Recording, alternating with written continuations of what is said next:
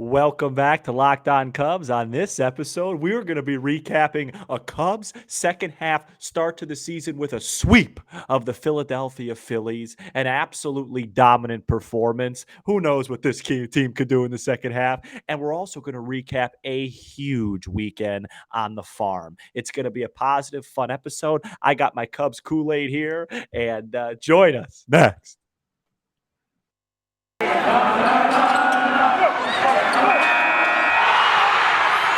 You are Locked On Cubs, your daily Chicago Cubs podcast, part of the Locked On Podcast Network, your team every day.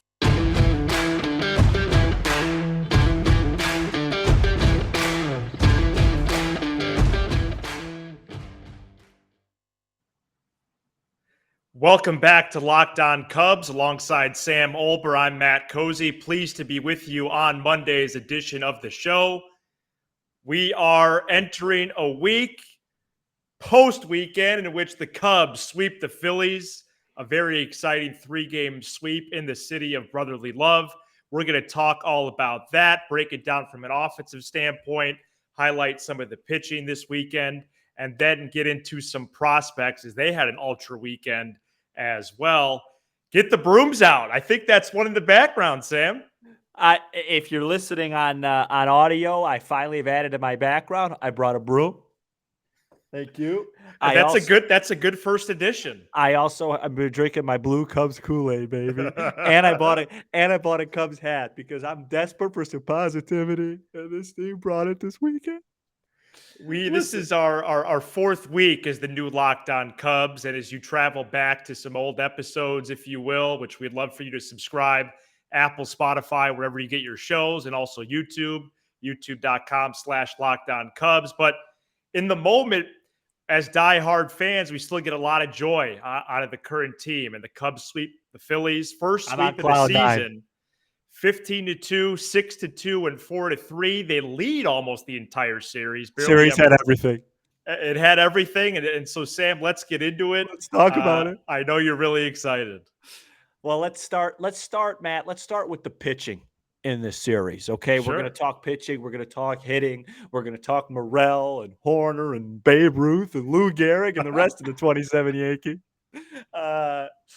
So I think the most important outing starts Friday. Justin Steele gives up his first home run on a four-seam fastball. I think it was crazy stat. What was it? Do you know it was all season or something like that? All season. Yeah. Gives it up to former Cub Schwarber, and that guy Dom Frederick on Twitter was saying, "Bring back Schwarber! I can't believe we let him go." So tired of that stuff.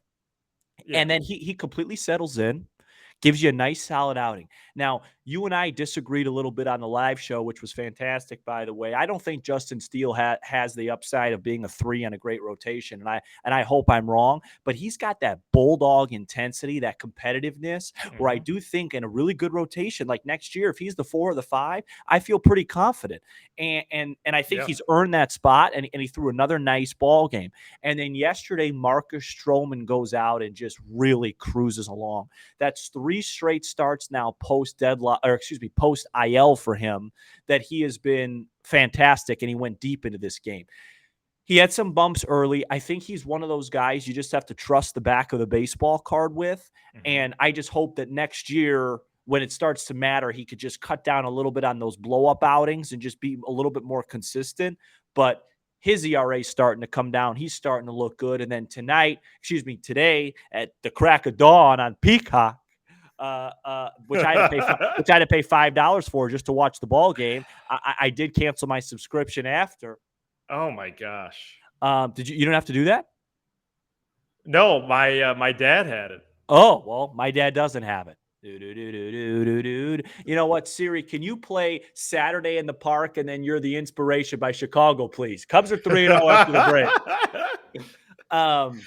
70-0 in the second half on pace. Smyly comes out today, throws a beautiful game, perfect through 4. Cubs bullpen does just enough to close it out. This series had everything: a blowout win, an extra innings win, and a 1-run nail biter. Yeah. Scott Efros pitched a couple times, magnificent. Build him a statue on Clark and Addison. Robertson. Wow, you're really hyped. Robertson continues to add his trade value. Not sure why Chris Martin got the 8th today and not Michael Givens, but he was able to survive. And the Cubs won a close game that I thought they were going to blow after it got to be 4-3 on that homer by Garrett Stubbs. I've been a fan of the Steele and Thompson combo really since they debuted last year. You know, they're ultra competitive. They have good stuff. Again, we'll see where they end up. I think Steele has way more upside than Thompson, who I believe is pitching on Tuesday now. I think I saw they swapped him and Sampson against the Buccos. But, that stat is wild. When you think about this sport, to not give up a home run on a specific pitch during a whole campaign until the other night, it's ultra impressive. Really good stuff from Steele. The only thing with him is that he didn't miss a lot of bats on right. Friday, which he hasn't. I have felt like I'm becoming, or maybe I just always was this way, more of an old school mentality to this game, especially as a coach, because I don't want throwers on my team. I want pitchers. You know, it's one thing to be up there, okay, strikeout, but that actually is less efficient. Do you want swing and miss stuff? Yes. Do you want to miss bats? Yes. But also put the ball in play. Trust the defense behind you. Yeah, and I wholeheartedly disagree with that. Yeah, and I don't think that stuff plays in today's right. But then I could bring up the injury stat with the guys that throw hard. Right. Yeah. No, I disagree. Go on. That's good for the show. No, it is good for the show. And what else is good for the show? What else is good for the show is that your hair has been on point lately. On point. Yeah. It's not paying off out here, but it's paying off on the show. How do I look at my new Cubs hat? Comment below. Rate me out of 10, please. No, your hat. Oh, yes, do that. And then if I could just lend you a compliment, which I know are few and far between on this program. Yeah. I think the hat is a game changer for you. Yeah, thank you. No, I Cubs now after the game, Locked On Cubs on Twitter. You had the Chance the Rapper hat that I've always enjoyed. It's really a game changer. It takes me from a 4 to a 5.5. Now continue with your point, please. Stroman, that was impressive to see, and then Smyly, I do believe, is going to be traded before Tuesday, August 2nd, right. Especially after that type of start. He could be a number 5 or number 6 for a team, maybe as a lefty reliever, even long reliever, right? Yeah, a creative manager gets him and uses him however they use him. So, he's supposed to start Friday or Saturday in San Francisco. Does he make that start? I guess I hope that's not. Something. Yeah, it's something to keep tabs on. Maybe he's the first domino to fall. And by the way, any domino to fall, we have a little bit of an ambitious plan to go live on YouTube basically after every trade. Just because we can. Love the pitching. And then the bullpen this weekend, Sam. High leverage spots for Hughes, Brault, Givens, and Robertson. Those 4 were excellent. Brault did okay. What was the story with Brault? Was Brault healthy this whole year? Because if he wasn't. Because I was going to say, if Daniel Norris made this team over him, I would start to question many things, which I already do. Yeah, Brault was not healthy, and then he was even like a little bit slower to ramp up than they thought. Right. He just got back now. But the only thing was David Ross's decision there in the bottom of the 8th. If Brault was really warming up, he was warming up. He was warming up to face Hall, who's got tons of power. You got to enter that game then. Yeah, and he got lucky. Ross got lucky. I was ready to come on here and have a huge segment about Ross. There's just so many things that he does that just don't make sense, and why I gave him a very flattering D grade in our live show. But Matt, we got still a lot to talk about from this series because we haven't even gotten to the offensive side of the ball. But do what you need to do first. We're going to do that next. Before we get to the offensive side of the ball, I want to tell you about Blue Nile. Make your engagement moment sparkle with Julie from BlueNile.com. And Locked On Cubs listeners get $50 off purchases of $500 or more. That's by using the code LOCKEDON plus Every order is insured, ships free, and arrives in discreet packaging that won't give away what's inside. Shop stress-free and find your forever piece of wedding bling. Go to BlueNile.com today and use the code LOCKEDON. If it wasn't for the Blue Jays this weekend, Sam, I believe the Cubs would have the most offensive runs posted in the league, 15 on Friday, and then a 6-4 run ball game on Saturday and Sunday. Of course, it helps that a position player, for whatever reason, the first game out of the gate of the second half, pitched in the ninth on Friday for the Phillies. Subtle but true. Subtle but true. They lead almost the entire series, the boys in blue, and the main reason was a lot of extra base hits. Matt, this was, we'll do a profile on him later, so I won't go into too many details. I mean, we'll have so much time to talk about him, but Christopher Morel, Man, I mean, on fire. I really thought, I'll be the first to admit it, when he went through that strikeout phase there about a month or so ago, maybe a few weeks ago, and he got dropped down 9 in the order. In my head, I was like, this is a classic, really hot start guy. Flash in the pan. Yeah, flash in the pan. They figured him out, yada, yada, yada. We'll see. He's still got some tools. He's still got a pretty high floor because of the positions he can play all over the diamond. And, boy, did you hear that? I don't know what that was. I didn't hear it. You're good. Oh, yeah. It sounded like The Rock just was on my ceiling. It's Shark Week this week. Maybe one get out of the pond by her place. And he's now sitting at an OPS of like 847. What? He's played now. I think today was game number 58. I mean, he is really starting to look like he's becoming a piece for this Cubs organization. Was a little bit of a quiet weekend for my favorite player, Nico Hoerner, but he did hit a solo home run yesterday. Nelson Velasquez put the ball in the stands 3 times this weekend. Yes, I have the stats in front of me. I mean, that was nice to see. He was flashing some power.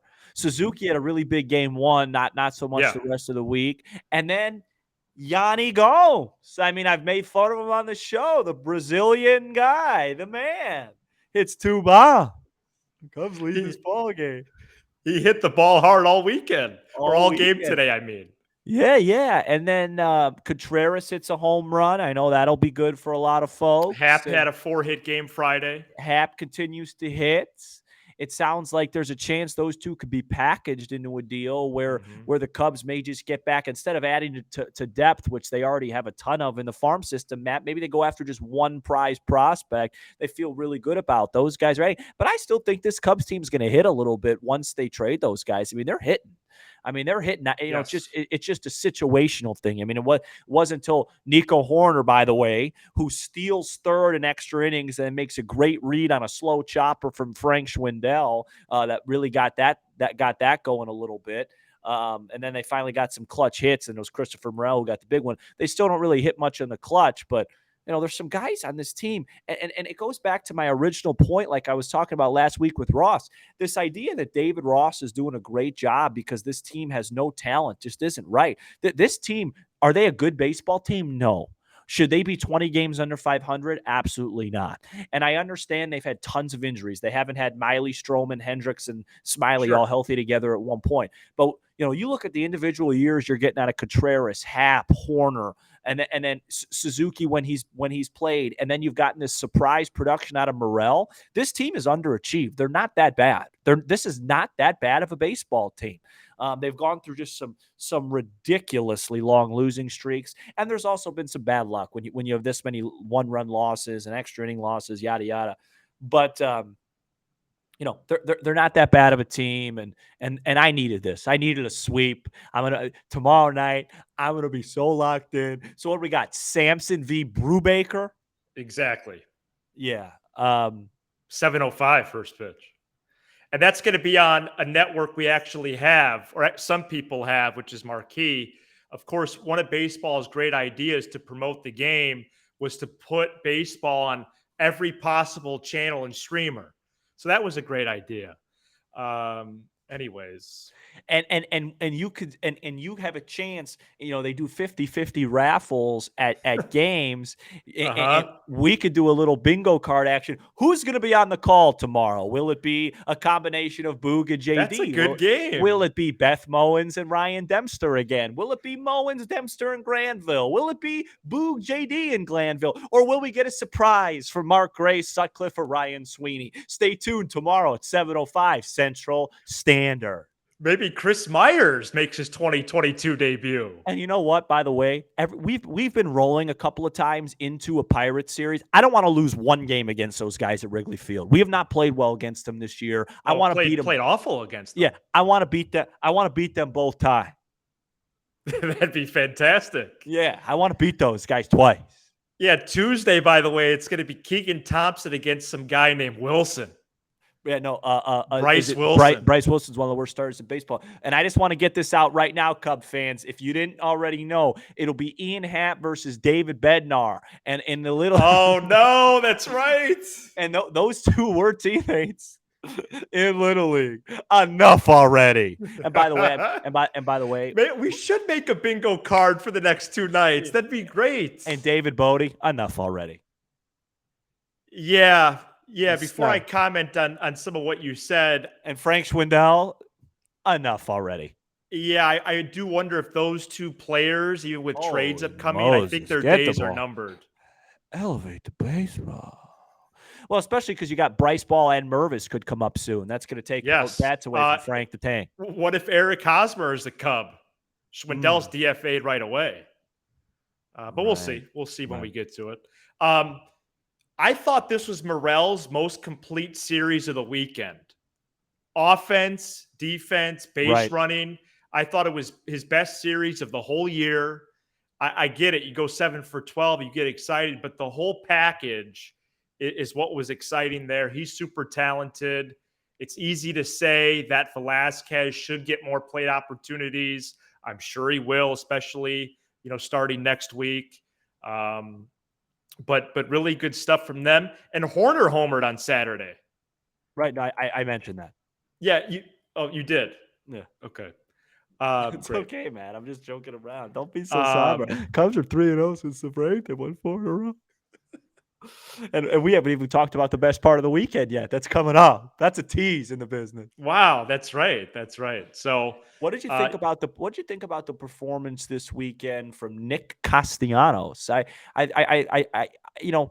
He's had a bad year. A lot of Cub fans were depressed. The Cubs didn't sign him. Suzuki's a much better player, and he got booed almost every time he made an out. I think that's I'm all for fans doing their thing. That felt a bit. Excuse me a moment. Just some dirt here. Yeah, I noticed something on your floor. Yeah. No, if you're listening, folks, I'm sweeping. This might be the only sweep of the year, so let's enjoy it. Oh, trust me, I am.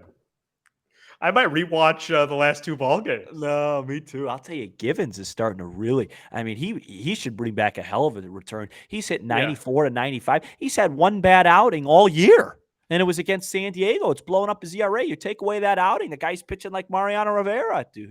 Yeah, I think that Contreras and Happ obviously would get a top prospect, but what about a Happ and Givens or something like that? It's another bingo card. Yes. Yeah, who are they going to combine? Who's going to go with who? And those trades are hopefully going to bring back some more prospects. Wow, did they have a weekend the last couple of days? Can I just say something before you do your transition? Can I just let me do the transition and then you do your thing. Oh, okay? Interesting. Okay. Let's see if you can pull this off. No, this is before we get to our next part of the show and our last part of the show. This is sincere and honest. I want to congratulate the Los Angeles Angels for DFAing Jonathan Villar today. What a great pickup that was, and I'm so surprised it didn't work out. Matt, do you have anything to say before our next segment? Yes, I have. Bet Online, one of our great partners here at Locked On.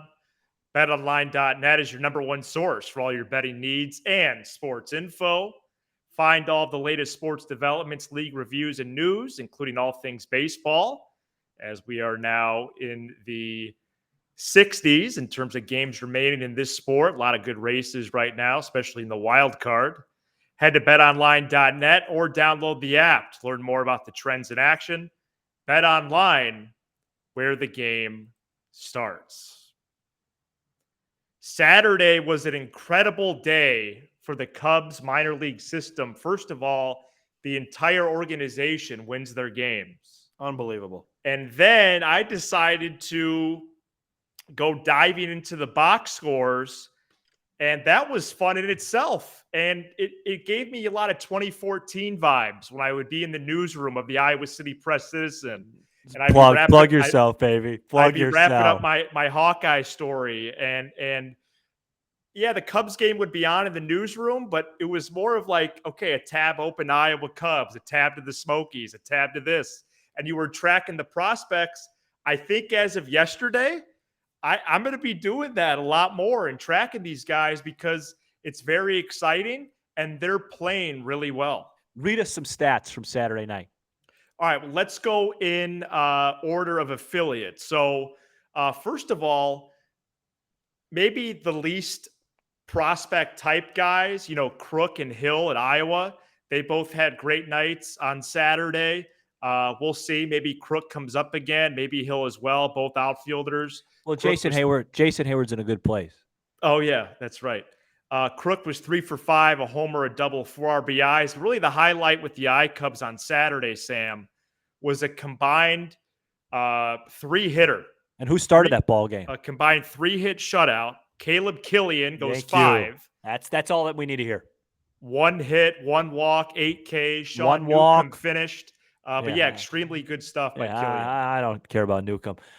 Killian, beautiful. Beautiful. Keep it going. End the year right. Show me why you got to where you were when you pitched against the Cardinals. Now tell me a little bit about Double-A. Amaya, 2 for 6, a home run, double, 2 RBIs. Canario, which I'm going to follow up in a second, homered on Saturday. I told you guys Jackson. Told you guys on the prospect show, my one guy outside the top 10, keep an eye on Canario. And Amaya, we didn't even think we were going to see him this year. Canario also walked 3 times Saturday night. Perlaza, 2 for 3, a home run, 3 walks. Bryce Ball, 3 for 6, a home run. Chase Strumpf, 3 for 5, 2 doubles. And Canario on Sunday was, again, 4 for 4, a homer, a double, a walk. In July alone, he's hitting .361 with an OBP of .506. Mercy. It's crazy. It's like a video game. Mercy. Let's see. PCA homered Saturday night. Who? PCA. Yeah, I've heard of him. So sorry, go ahead. No, I'm trying to get some stuff. Oh, you're trying to talk about PCA? Yeah, no, I'm just trying to. Oh, you're having a little late for coffee, isn't it? It's sweet iced tea. Oh no, go on. I'll just cover everybody at the end. You don't want me to talk much. That's how about OC in South Bend? 3 for 3, a homer, and 2 RBIs. You know OC, right, Sam? And Devers, 6 no-hit innings, 1 walk, 2 Ks. Are you talking about Owen Cassie? Yes. Yeah. Just I don't know if people, OC. Yeah, I don't know if people know him on a nickname basis yet. He's 19. And in Myrtle Beach, Kevin Alcantara 4 for 4 with the triple. I mean, that kid's got a chance, huh? And James Trianto's knocked in a couple runs. Alcantara's a lot of good things down at the farm. 19 years old, 6'6", 220 pounds, can hit, can feel. I mean, you want to talk about a weekend that this Cubs team needed. I can't wait till this team's good again. I'm so tired of everybody making fun of me all the time. You got to talk about the Cubs. I love this ball club. Making fun of it, we're having a blast. No, we are, but I don't like when we're bad. People think we're a laughing stock.